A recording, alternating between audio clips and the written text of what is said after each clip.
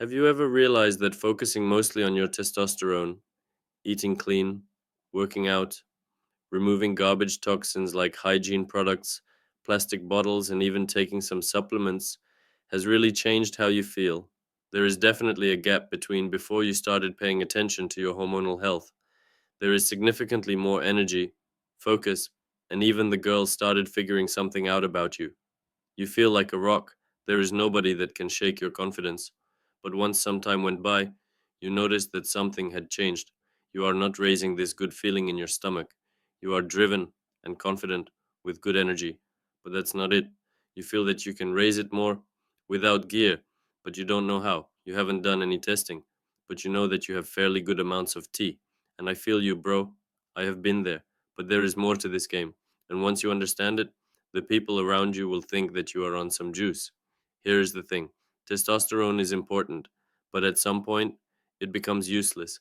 The key thing that's even more valuable than testosterone is free testosterone. Think of it like this: think of your total testosterone as your income.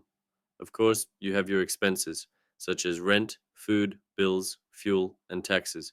And once you pay your duties, you will end up with an amount of money that you can use to buy anything you want.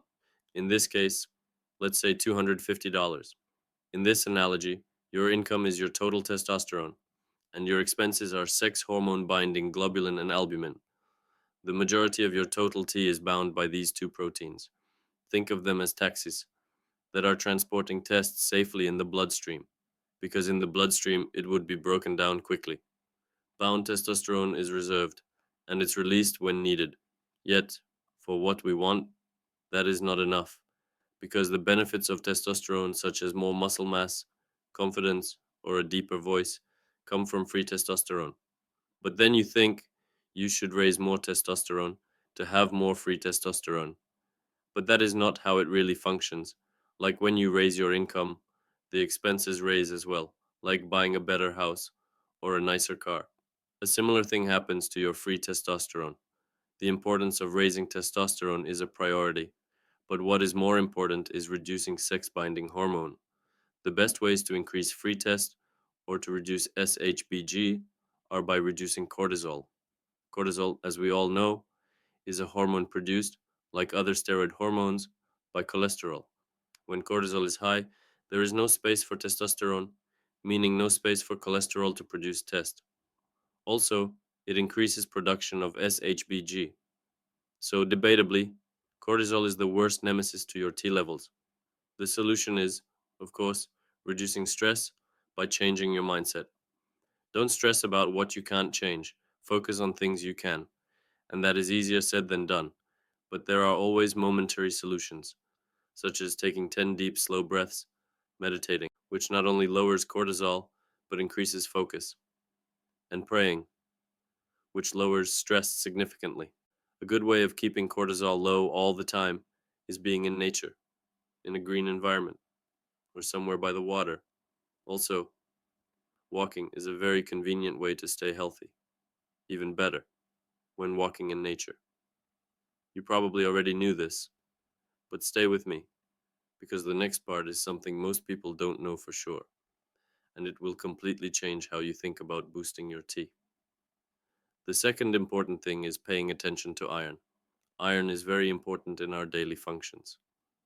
If you are deficient, it can cause higher levels of SHBG and lower free T, but it also supports energy levels, strength, and overall health.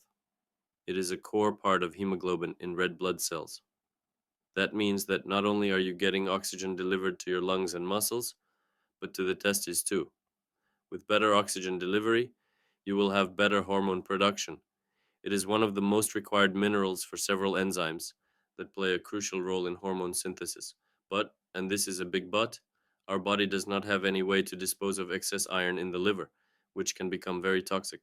Vitamin overdose can be a real thing, so there is no reason for you to supplement with it, because the daily dose for men is around 8 milligrams a day, while most supplements are about 18 milligrams, which is 100% more than needed.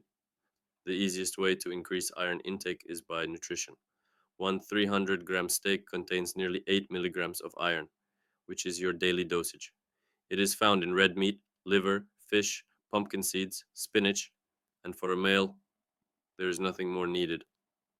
Later, I'll share something so crucial that you probably didn't know, and it's what separates average results from dominating results.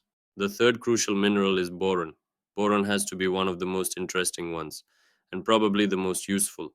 The biggest effect boron has on the body is reducing SHBG, and it does it more efficiently than anything else on this list. It also lowers estradiol, a form of estrogen, and reduces cortisol, which leaves space for cholesterol to produce mostly test. It also helps the body use vitamin D more efficiently. Everybody knows how much vitamin D is crucial for T levels, and boron boosts it even more. And you probably think that it's a similar thing with iron, but sadly, it is not. See, all of our vegetables, fruits, and even grains are depleted of it. Even if we are consuming leafy greens, nuts, and veggies, you are only getting 1.5 milligrams daily, which is half of the daily dose recommended for our body, 3 milligrams, to function properly, let alone for the benefits of higher testosterone and performance. So the most logical thing is to supplement it. But here is the problem. Boron is a trace mineral, so like iron or mercury, it can accumulate to toxic levels. Even if boron is very bioactive, meaning you are using more of it than other minerals, that does not mean we want a lot of heavy metals in our body that our liver cannot detox. So it's very important what dosage we are going to use. But there is another problem using too little. In one study, bodybuilders used 2.5 milligrams of boron for 7 weeks and experienced no difference in muscle growth and hormones. So the problem is finding that golden middle. The most recommended dose from experienced people is around 6 milligrams daily. But the best thing with using these supplements is your own experience. If you feel like it's too much or too little, you must adapt to it. Or if you want to be 100% sure, doing a blood test is the most accurate. The next important thing is probiotics. There are countless benefits of having a healthy microbiome. One of them, of course, is being healthy. But most people are not aware, not educated, or simply think it's overrated. But let me tell you, there is nothing overrated in having a good immune system, good digestion, heart health, and of course, high testosterone. There is even a study showing that using probiotics led to a significant increase in muscle mass, with no correlation to test, just one of the benefits of using it. See, probiotics reduce inflammation, which has been shown to increase SHBG and cortisol, but certain probiotics, such as Lactobacillus reuteri and Bifidobacterium, directly turn off inflammation. Next is improving nutrient absorption. Even if you are eating like God invented you to and taking supplements, there is a big obstacle actually absorbing those nutrients, especially if you do not have a good microbiome. Probiotics optimize gut absorption, meaning your body will consume more of the nutrients. They also regulate estrogen in your body, creating balance. Some gut bacteria, such as estrobolome, metabolize estrogen, meaning your microbiome does not let excess levels of estrogen circulate in your system, which increases your free T. These are all amazing features, but how do you improve it? Unlike other minerals, there is no need to supplement it. There are a lot of great options in everyday foods, such as fermented cabbage, pickles, yogurt, and of course, kefir, which is the king of the microbiome universe. But there is more, even if you are eating fermented foods, if you are having bad habits, such as consuming a lot of sugar and alcohol that can kill and even feed harmful bacteria, having a lot of stress and exposing yourself to chemicals, there is no yogurt that will save your good bacteria. So use your head. Even if you do most of these things, or even all, having bad habits can do more harm than these habits can do good. Remember that fire in your stomach that plateaued? Here's the key to unleash it and make everyone around you think you're on juice.